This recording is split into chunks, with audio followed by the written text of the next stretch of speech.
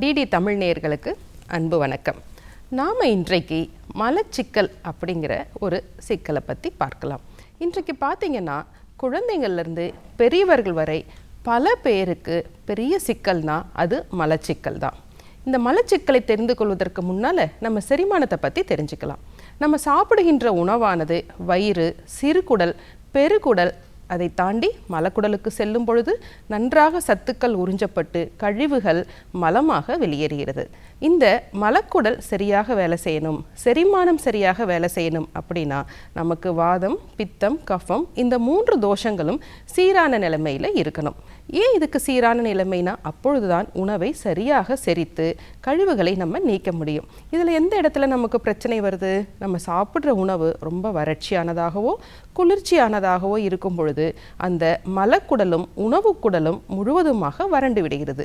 அதனால் நம்ம சாப்பிடுகின்ற உணவில் இருக்க நீரம்சம் முழுவதுமாக உறிஞ்சப்பட்டு மலம் மிகவும் கடினமானதாகவும் வறட்சியானதாகவும் மாறுது.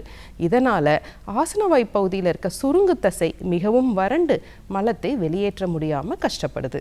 சரிங்க, இது யார் யாருக்கெல்லாம் வருது அப்படின்னு பார்த்தோன்னா, பொதுவாக வறட்சியான குளிர்ச்சியான உணவுகள் எடுத்துக்கிறவங்களுக்கு, இரவில் ரொம்ப கண் விழிக்கிறவங்க, அதுக்கப்புறம் செடென்ட்ரி ஹேபிட்ஸ்ன்னு சொல்லுவோம், சரியான உடற்பயிற்சி இல்லாமல் உட்கார்ந்த இடத்துலேருந்தே வேலை செய்கிறவங்க, இரவில் சாப்பிட்றவங்க, இந்த மாதிரி நம்மளுடைய சீரான உணவு இல்லாமல் மாறி மாறி சாப்பிட்றவங்களுக்கு ரொம்ப அதிகமாக காணப்படுது.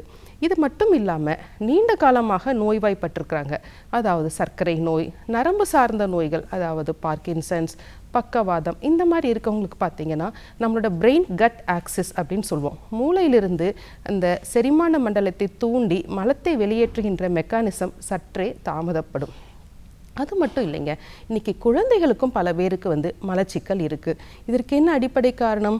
ஒழுங்கான உணவு கிடையாது, நிறைய ஜங்க் ஃபுட்ஸ் எடுத்துக்கிறாங்க, அதுக்கப்புறம் ஒரே இடத்துல இருந்து விளையாடுறாங்க. இதனால் அவங்களுக்கு அவ்வளோ நல்லா இருக்க வேண்டிய செரிமான சக்தி ரொம்ப குறைஞ்சி போயிடுது. இதனால் குழந்தைங்களுக்கு பார்த்தோம்னா சளி தொந்தரவு, தோல் வியாதிகள் நிறைய இருக்குங்க. சரி, இதை எப்படி தீர்க்கலாம் அப்படின்னு பார்க்கலாம். ஆயுர்வேதத்தில் எல்லா நோயுமே செரிமானத்தை அடிப்படையாக கொண்டது தான். ஆகவே நம்மளோட முதல் சிகிச்சையாக செரிமானத்தை நம்ம சீராக்கணும். இந்த மலச்சிக்கலுடைய அறிகுறிகள் என்னென்ன இருக்கும்?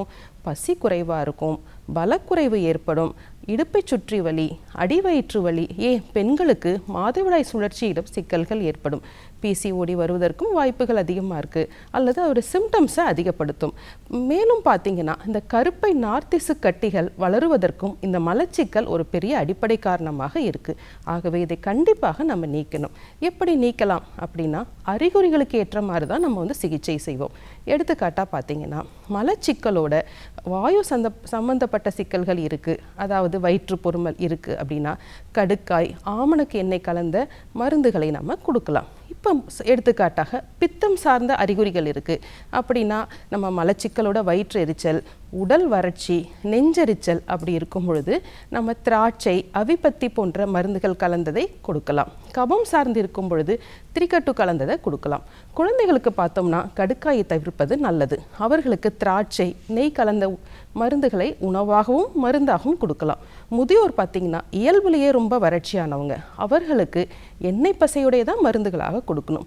ஏன் இதற்கு இவ்வளோ அடிப்படையாக சொல்கிறோம் அப்படின்னா, இன்றைக்கு நம்மள பல பேர் கடைகளில் மலச்சிக்கலுக்கான மருந்துகள் அவங்க என்னெல்லாம் படிக்கிறாங்களோ அதெல்லாம் வாங்கி சாப்பிட்றாங்க. இந்த மாதிரியான மருந்துகளை, அதாவது தொடர்ந்து லாக்ஸேட்டிவ்ஸ் எடுத்துக்கொள்ளக்கூடாது. அடிப்படை காரணத்தை அறிந்து தான் நம்ம வைத்தியம் செய்யணும்.